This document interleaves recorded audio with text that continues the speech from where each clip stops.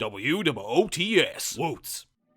How's it going, everybody? Welcome back to another episode in this devlog. And first off, I want to say thank you to all the people who watched the first episode of the devlog, kind of like the history of how we got here. I got some really cool comments, and I was really excited that you guys were just as excited as I was to dive into the series. And with that said, in this episode, we'll be diving into some of the basics of this project setup, and there are 3 essential things that we will be needing to do in this episode, and that is spawn enemy waves, work on enemy behavior, and create a functioning tower that the enemies can destroy. As a quick side note, I'll be using Trello to keep track of everything that I do. I'll go back and update it as we go, but as for right now, I have my milestone number 1, which has some things that I'm going to tackle in this episode. Everything on the right of that is from the old versions of the game that I talked about in the last devlog, and that can just be ignored for now. Let's start off with the first item on the agenda, spawning enemies.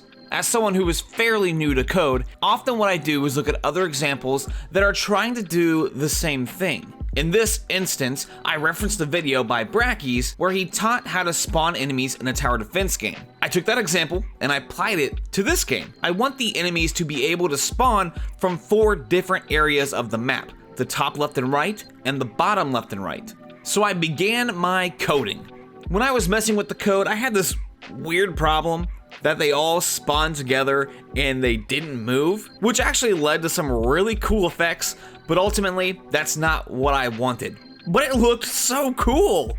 After some trial and error, I got it to work and set my 4 spawn locations. Then came the next problem. Every point spawned the same number of enemies, which is equal to the wave number at the start of each wave. At the beginning, it's not really a big deal since it is only 4 enemies on the first wave, but by the time it's wave 10, there are 40 enemies on screen, and things are already getting way too hectic. To fix that, I updated the script to spawn enemies randomly at one of the 4 locations.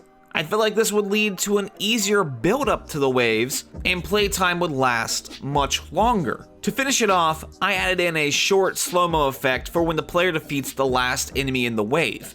I like how it looks, and it wasn't really hard to achieve. I simply just kept track of the number of enemies on screen, and then when that number equaled 0, I briefly slowed down the game using time.timescale.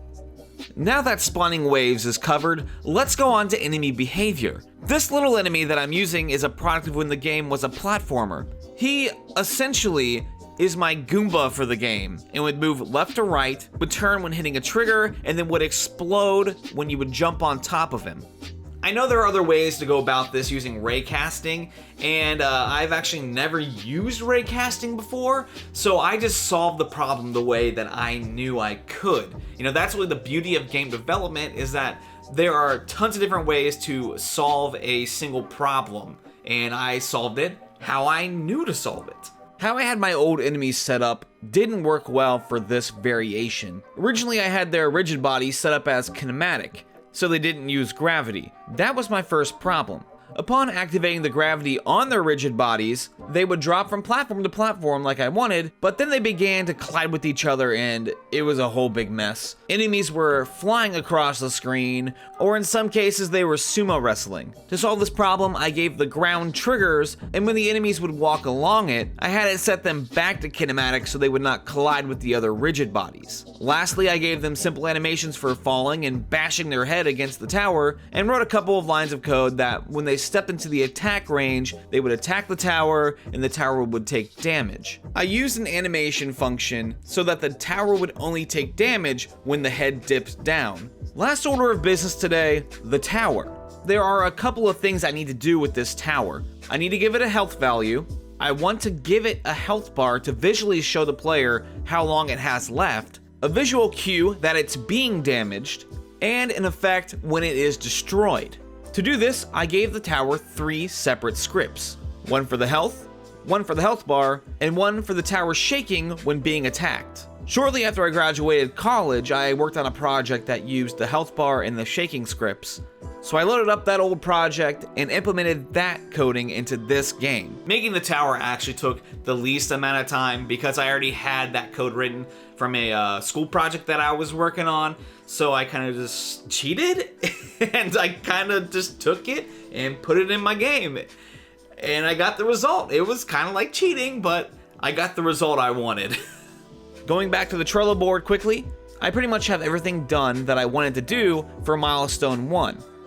When I have things done, I'm going to be labeling them as complete, and for others, I'm labeling them as a work in progress. Honestly, the tower should be marked as complete, but I just don't know what the frick I'm going to make it yet.